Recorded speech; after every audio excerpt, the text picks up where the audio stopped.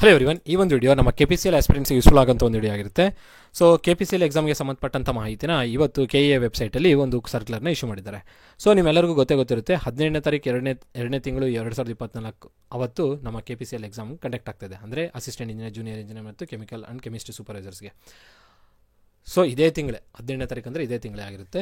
So ಇಲ್ಲೊಂದು circular ಇದೆ. ಆ ಸರ್ಕ್ಯುಲರ್ ಬಂದು ನಮ್ಮ ಡ್ರೆಸ್ ಕೋಡ್ಗೆ ಸಂಬಂಧಪಟ್ಟಂಥ ಒಂದು ಸರ್ಕ್ಯುಲರ್ ಆಗಿದೆ. ಇವತ್ತು KEA ವೆಬ್ಸೈಟಲ್ಲಿ ಅಪ್ಲೋಡ್ ಮಾಡಿದ್ದಾರೆ. ಇದನ್ನು ನೋಡ್ತಾ ಇರ್ತೀರಿ, ಇಲ್ಲಿ 6/2/2024 ಈ ಒಂದು ಸರ್ಕ್ಯುಲರ್ನ ಇಶ್ಯೂ ಮಾಡಿದ್ದಾರೆ. ಸೊ ನಿಮ್ಮೆಲ್ಲರಿಗೂ ಗೊತ್ತಿದೆಲ್ಲ, 17ನೇ ತಾರೀಕು ಎಕ್ಸಾಮ್ ಇರೋದು. ಯಾವುದೇ ಕಾರಣಕ್ಕೂ ಮರೆಯೋಕ್ಕೆ ಹೋಗಬೇಡಿ. ಯಾರೆಲ್ಲ ಅಪ್ಲಿಕೇಶನ್ಸ್ ಅಪ್ಲೈ ಮಾಡಿದರೆ ಹೋಗ್ಬಿಟ್ಟು ಅಪ್ಲೈ ಮಾಡಿ ಬನ್ನಿ. ಯಾಕಂದರೆ ಒಳ್ಳೆಯ ಅವಕಾಶ ಇದು. ಕಮ್ಮಿ ಜನ ಆಸ್ಪಿರೆಂಟ್ಸ್ ಇದ್ದಾರೆ, ಅಪಾರ್ಚುನಿಟಿ ಚೆನ್ನಾಗಿದೆ, ಯೂಸ್ ಮಾಡ್ಕೊಳ್ಳಿ ಅಪಾರ್ಚುನಿಟಿನ. ಸೊ ಇಲ್ಲಿ ನೋಡಿ, ಈ ಸರ್ಕ್ಯುಲರಲ್ಲಿ ಏನೇನು ಮೆನ್ಷನ್ ಮಾಡಿದ್ದಾರೆ ಅಂದರೆ, ಒಂದು ಫೀಮೇಲ್ ಕ್ಯಾಂಡಿಡೇಟ್ಸ್ಗೆ, ಒಂದು ಮೇಲ್ ಕ್ಯಾಂಡಿಡೇಟ್ಸ್ಗೆ ಒಂದು ಸರ್ಕ್ಯುಲರ್ ಇತ್ತು. ಸೊ ಪುರುಷ ಅಭ್ಯರ್ಥಿಗಳಿಗೆ ಇದೊಂದು ಡ್ರೆಸ್ ಕೋಡಿನ ಸರ್ಕ್ಯುಲರ್ ಆಗಿದೆ. ಫಸ್ಟ್ ಇಲ್ಲಿ ನೋಡ್ತಿರ್ತೀರಲ್ಲ, 1 2 3 4 5 ಪಾಯಿಂಟ್ಸು ಮೇಲ್ ಕ್ಯಾಂಡಿಡೇಟ್ಸ್ಗೆ ಇಲ್ಲಿ ನೋಡ್ತಿರ್ತೀರ, ಪುರುಷ ಕ್ಯಾಂಡಿಡೇಟ್ ಅಂತೇಳಿ ಪುರುಷ ಅಭ್ಯರ್ಥಿಗಳಿಗೆ. ಸೊ ಫಸ್ಟ್ ಪಾಯಿಂಟಲ್ಲಿ ಏನು ಮೆನ್ಷನ್ ಮಾಡಿದ್ದಾರೆ ಅಂದರೆ, ಪರೀಕ್ಷೆಯ ದಿನದಂದು ಪೂರ್ಣ ತೋಳುಗಳು ಅಂದರೆ ಫುಲ್ ಸ್ಲೀವ್ಸ್ ಇರುವಂಥ ಶರ್ಟ್ಸ್ನ ಹಾಕ್ಕೊಂಡು ಹೋಗಬೇಡಿ, ಹಾಫ್ ಸ್ಲೀವ್ಸ್ ಇರುವಂಥ ಶರ್ಟ್ಗಳನ್ನ ಹಾಕ್ಕೊಂಡು ಹೋಗ್ಬೇಡಿ, ಟಿ ಶರ್ಟ್ಗಳನ್ನು ಕೂಡ ಹಾಕ್ಕೊಂಡು ಹೋಗ್ಬೇಡಿ. ಇಲ್ಲಿ ನೋಡಿ, ಪರೀಕ್ಷೆ ದಿನ ಪೂರ್ಣ ತೋಳಿಗೆ ಶರ್ಟ್ಗಳನ್ನು ಏನು ಒಳಗಡೆ ಬಿಡೋಲ್ಲ ಅಂತ ಹೇಳಿದರೆ ಹಾಕ್ಕೊಂಡು ಹೋಗೋದಕ್ಕೆ.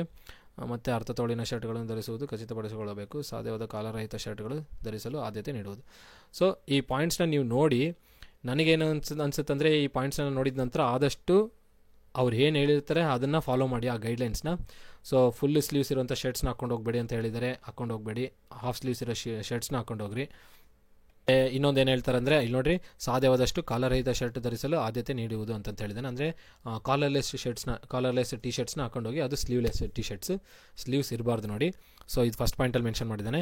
ಆದಮೇಲೆ ಪ್ಯಾಂಟ್ ಮತ್ತು ಸರಳ ಪ್ಯಾಂಟ್ ಅಂದರೆ, ಇಲ್ಲಿ ನೋಡಿ, ಜೇಬುಳು ಇಲ್ಲದ ಮತ್ತು ಕಮ್ಮಿ ಜೇಬುಳು ಇರೋಂಥ ಪ್ಯಾಂಟ್ನ ಹಾಕೊಂಡೋಗಿ, ಅದರಲ್ಲೂ ಜೀನ್ಸ್ ನಾಟ್ ಅಲೋಡು. ಇಲ್ಲಿ ನೋಡಿ, ಪ್ಯಾಂಟ್ಗಳು ಮತ್ತು ಜೀನ್ಸ್ ಪ್ಯಾಂಟ್ ಮತ್ತು ಕುರ್ತಾ ಪೈಜಾಮನು ಅಲೋ ಇಲ್ಲ ಅಂತ ಹೇಳಿದ್ದಾನೆ, ಅನುಮತಿ ಇಲ್ಲ ಅಂತ ಹೇಳ್ತಿದ್ದಾರೆ.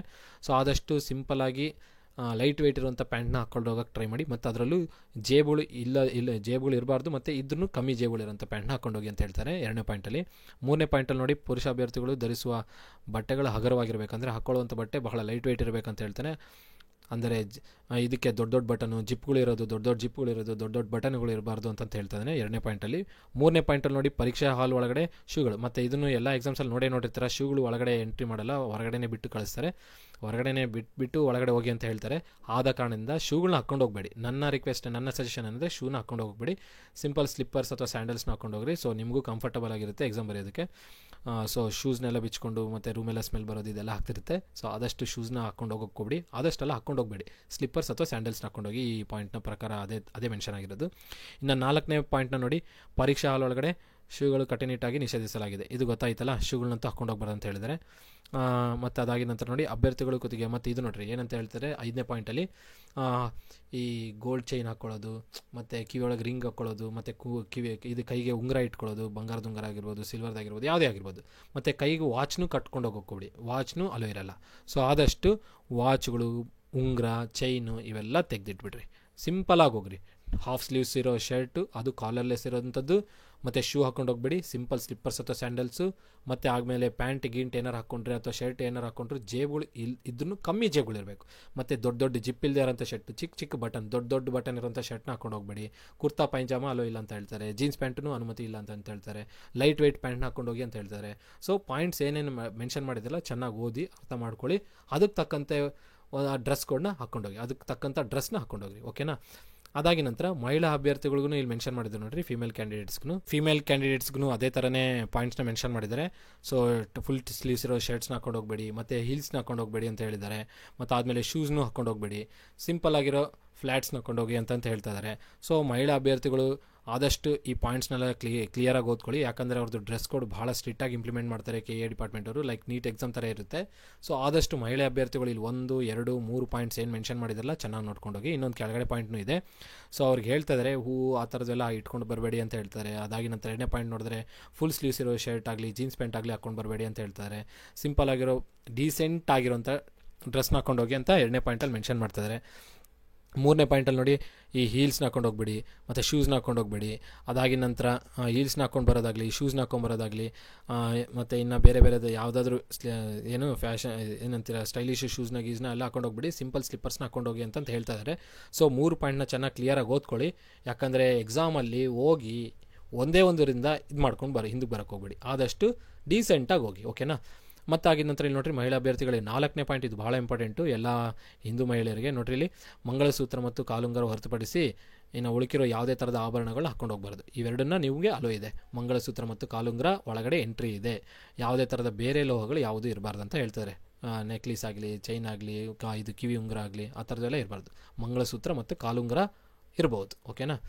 ಅದಾಗಿದ ನಂತರ ಈ ಮೇಲ್ಗೆ ಫೀಮೇಲ್ ಕ್ಯಾಂಡಿಡೇಟ್ಸ್ಗೆ ಇರುವಂಥ ಪಾಯಿಂಟ್ಸ್ನೆಲ್ಲ ನೋಡಿರ್ತೀರ. ಇದನ್ನೆಲ್ಲ ನೋಡಿ ನಾನು ಏನಾರ ಮಿಸ್ಟೇಕ್ ಮಾಡಿದರೆ I am really sorry. So ಏನಾದರೂ ಹೇಳಿಲ್ಲ ಅಂತಂದರೆ ಈ ಪಾಯಿಂಟ್ಸ್ನೆಲ್ಲ ನೋಡಿಬಿಟ್ಟು ಅರ್ಥ ಮಾಡ್ಕೊಳ್ಳಿ. ನಿಮಗೆ ಈ ಒಂದು PDF ಏನಿದೆಲ್ಲ ನಾನು ಡಿಸ್ಕ್ರಿಪ್ಟಿವ್ ಬಾಕ್ಸ್ ಏನಿದೆ ಅಲ್ಲಿ ಅಪ್ಲೋಡ್ ಮಾಡ್ತೀನಿ. ಇಲ್ಲಾಂದರೆ ನೀವು ಅಫಿಷಿಯಲ್ ವೆಬ್ಸೈಟಲ್ಲಿ KA ವೆಬ್ಸೈಟಲ್ಲಿ ಕೂಡ ಡೌನ್ಲೋಡ್ ಮಾಡ್ಬೋದು. ನಾನು ಡಿಸ್ಕ್ರಿಪ್ಷನ್ ಬಾಕ್ಸಲ್ಲೂ ಕೂಡ ಇದನ್ನು ಅಪ್ಲೋಡ್ ಮಾಡಿರ್ತೀನಿ. ನೆಕ್ಸ್ಟ್ ಇನ್ನೊಂದು ಪಾಯಿಂಟ್ ಇಲ್ಲಿ ಮೆನ್ಷನ್ ಮಾಡ್ತಾ ಇದ್ದೀನಿ ನೋಡಿರಿ, ನಿಷೇಧಿತ ವಸ್ತುಗಳು ಪಟ್ಟಿ.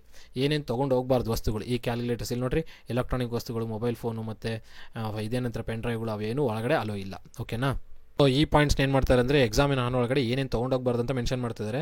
ಸೊ ನಿಮಗೆಲ್ಲರಿಗೂ ಗೊತ್ತಿರುತ್ತೆ ಇದು, ಆದರೂ ನೀವು ಒಂದ್ಸಲ ನೋಡಿ.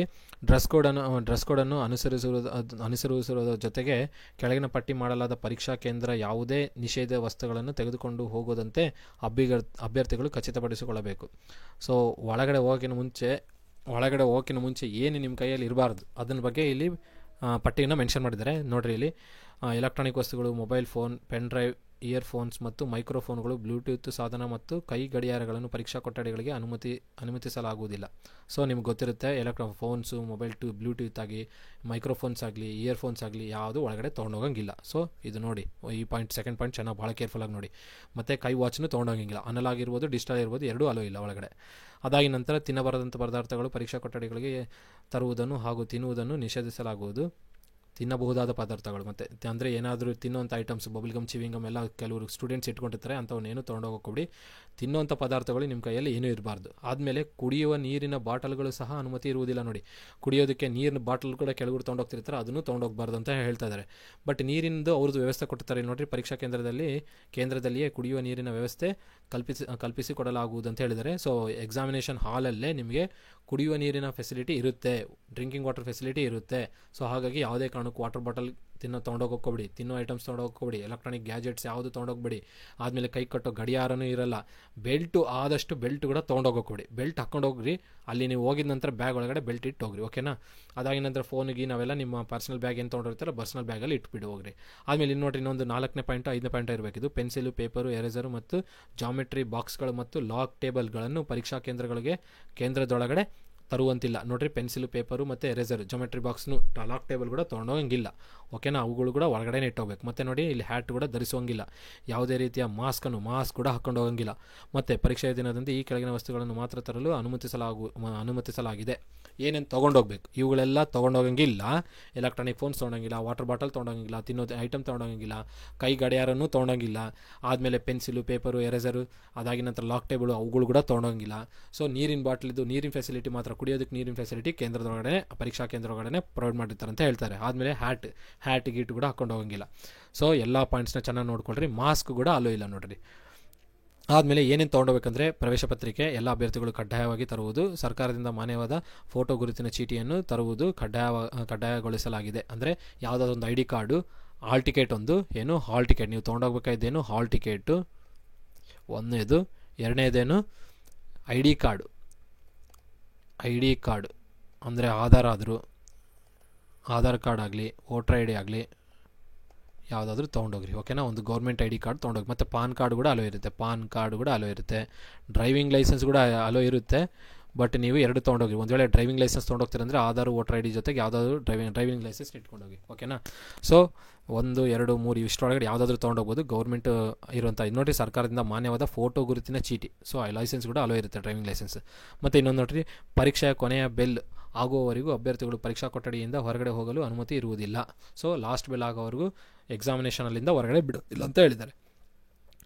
ಸೊ ಮೇಲೆ ಹೇಳಲಾಗಿರುವ KEA ನಿಯಮಗಳನ್ನು ಅಭ್ಯರ್ಥಿಗಳು ಕಡ್ಡಾಯವಾಗಿ ಪಾಲಿಸತಕ್ಕದ್ದು. ಇಲ್ಲವಾದಲ್ಲಿ ನಿಯಮಾನುಸಾರವಾಗಿ ಅಭ್ಯರ್ಥಿಗಳ ಮೇಲೆ ಕಠಿಣ ಕ್ರಮವನ್ನು ಜಾರಿಗೊಳಿಸಲಾಗುವುದು ಅಂತ ಹೇಳಿದ್ದಾನೆ. ಸೊ ಯಾವುದೇ ಎಲ್ಲ ಫಾಲೋ ಮಾಡ್ತೀರಾ. ಸೊ ಏನೇನು ತೊಗೊಂಡೋಗ್ಬೇಕು ಏನೇನು ತೊಗೊಂಡೋಗ್ಬಾರ್ದು ಅಂತ ಹೇಳಿ ಎಲ್ಲ ನೀಟಾಗಿ ಕ್ಲಿಯರಾಗಿ ಮೆನ್ಷನ್ ಮಾಡಿದ್ದಾರೆ. ಸೊ ಚೆನ್ನಾಗಿ ನೋಡಿಕೊಂಡು ಓದ್ಕೊಂಡು ಎಲ್ಲ ಏನು ತೊಗೊಂಡೋಗ್ಬೇಕು ಏನು ತೊಗೊಂಡೋಗ್ಬಾರ್ದು ಅಂತ ಇದು ನೋಡ್ಕೊಂಡು ಮಾಡ್ಕೊಂಡೋಗ್ರಿ. ಓಕೆನಾ. ತೊಗೊಂಡೋಗ್ಬೇಕಾಗಿರೋದು ಇಷ್ಟೇ, ಹಾಲ್ ಟಿಕೆಟ್ ಒಂದು, ID ಕಾರ್ಡ್ ಒಂದು. ಓಕೆನಾ. ಇಷ್ಟನ್ನು ಮಾಡಿ. ಸೊ ನಿಮಗೆ ಏನಾದರೂ ಪಾಯಿಂಟ್ಸು ಡೌಟ್ ಇತ್ತು, ಯಾವುದಾದ್ರೂ ಅರ್ಥ ಆಗಲಿಲ್ಲ ಅಂದರೆ ಕಮೆಂಟ್ ಸೆಷನಲ್ಲಿ ಮೆನ್ಷನ್ ಮಾಡಿ, ನಿಮ್ಗೆ ತಿಳಿಸ್ತೀನಿ. ನಾನು ಹೇಳಿರೋದ್ರೊಳಗಡೆ ಹೇಳೋ ವಿಧಾನದಲ್ಲಿ ನಿಮ್ಗೆ ಏನಾದರೂ ತಪ್ಪನ್ನಿಸ್ತು ಅಂತಂದರೆ I am really sorry. So ಆದಷ್ಟು ನನ್ನ ಕನ್ನಡದ ಜೊತೆಗೆ ಅಡ್ಜಸ್ಟ್ ಮಾಡ್ಕೊಳ್ಳಿ. ಏನೋ ತಪ್ಪಾಗಿ ಎಲ್ಲಾದರೂ ಹೇಳಿರ್ಬೋದು ಪ್ರೊನೌನ್ಸ್ ಮಾಡೋ ಟೈಮಲ್ಲಿ. ಸೊ ನಿಮಗೆ ಆಲ್ ದಿ ಬೆಸ್ಟ್ ಹೇಳಬೇಕು. ಈ ಒಂದು ನೋಟಿಫಿಕೇಷನ್ ಬಿಟ್ಟಿದ್ದಾರೆ ಅಂದರೆ ಎಕ್ಸಾಮ್ ಡೇಟು ಕನ್ಫರ್ಮ್ ಆಗಿದಂಗೆ.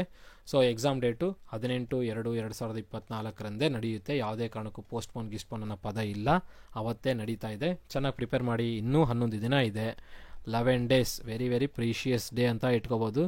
ಸೊ ಕಾಂಪಿಟೇಷನ್ ಚೆನ್ನಾಗೇ ಇದೆ. ಪ್ರಿಪೇರ್ ಆಗ್ತಿದ್ರೆ ಎಲ್ಲರೂ ಸ್ಟೂಡೆಂಟ್ಸು ನೀವು ಪ್ರಿಪೇರ್ ಆಗಿ ಎಕ್ಸಾಮ್ನ ಕ್ರ್ಯಾಕ್ ಮಾಡಿ. ಆದಮೇಲೆ ನಿಮಗೆ ಕೋರ್ಸ್ ಬಗ್ಗೆ ಗೊತ್ತಿರುತ್ತೆ. ಸೊ ಯಾರಿಗೆಲ್ಲ ಕೋರ್ಸ್ ಬೇಕು ಅವ್ರು ಕಾಂಟ್ಯಾಕ್ಟ್ ಮಾಡಿ. ನಂಬರ್ನ 9964600913. ಸೊ ಈ ನಂಬರ್ ಕಾಂಟ್ಯಾಕ್ಟ್ ಮಾಡಿಬಿಟ್ಟು ಈ ಕೋರ್ಸ್ ಬಗ್ಗೆ ಡೀಟೇಲ್ಸ್ನ ಪಡಿಬೋದು. 15 ದಿನ ಇರೋದು, ಬಟ್ ಆದರೂ ಫಾಸ್ಟ್ ರಿವಿಷನ್ಗೆ, ಕ್ವಿಕ್ ರಿವಿಷನ್ಗೆ ನಿಮ್ಗೆ ಏನಾದರೂ ಇವತ್ತು ಮೊನ್ನೆ ಗೊತ್ತಾಗಿತ್ತು ಅಂದರೆ ಬೇಗನೆ ರಿವಿಷನ್ ಮಾಡ್ಕೊಳ್ಳೋಕ್ಕೂ ನಮ್ಮ ಕೋರ್ಸು ಸೂಟಬಲ್ ಆಗಿದೆ. ಸೊ ನಿಮಗೆ ಕ್ವಿಕ್ ರಿವಿಷನ್ ಮಾಡ್ಕೊಳ್ಳೋಕೆ ಆ ಕೋರ್ಸ್ ಹೆಲ್ಪ್ಫುಲ್ ಮಾಡ್ಬೋದು. ಕಮ್ಮಿ ಪ್ರೈಸ್ ಆಗಿದೆ. ಸೊ ಏನಾದರೂ ಬೇಕಂತಂದರೆ ಕಾಲ್ ಮಾಡಿಬಿಟ್ಟು ನೀವು ಪಡ್ಕೊಳ್ಬೋದು ನೋಡಿರಿ. ಇಷ್ಟು ಹೇಳ್ತಾ ವಿಡಿಯೋ ಎಂಡ್ ಮಾಡ್ತೀನಿ. ಈ ವಿಡಿಯೋ ಇಷ್ಟ ಆದರೆ ಲೈಕ್ ಮಾಡಿ, ಇಲ್ಲಾಂದರೆ ಬಿಡಿ. ಒಟ್ಟಿಗಂತೂ ಲೈಕ್ ಮಾಡೋಕ್ಕೆ ಪ್ರಯತ್ನ ಮಾಡಿ. ಲೈಕ್ ಮಾಡಲೇಬೇಕಂತ ನಾನು ಹೇಳ್ತಿಲ್ಲ, ಇಷ್ಟ ಆದರೆ ಮಾತ್ರ ಲೈಕ್ ಮಾಡಿ. ಹಾಗೂ ಫ್ರೆಂಡ್ಸ್ ಜೊತೆಗೆ ಶೇರ್ ಮಾಡಿ, ಯಾರ್ಯಾರು ಗೊತ್ತಿಲ್ಲ ಅವ್ರಿಗೆ ತಿಳಿಸಿ. ಆಗಿದ ನಂತರ ಚಾನಲ್ಗೆ ಸಬ್ಸ್ಕ್ರೈಬ್ ಆಗಿದ್ದರೆ ಸಬ್ಸ್ಕ್ರೈಬ್ ಆಗಿ. ಇಷ್ಟನ್ನು ಹೇಳ್ತಾ ವಿಡಿಯೋ ಎಂಡ್ ಮಾಡ್ತೀನಿ. ಎಲ್ಲರಿಗೂ ಧನ್ಯವಾದಗಳು.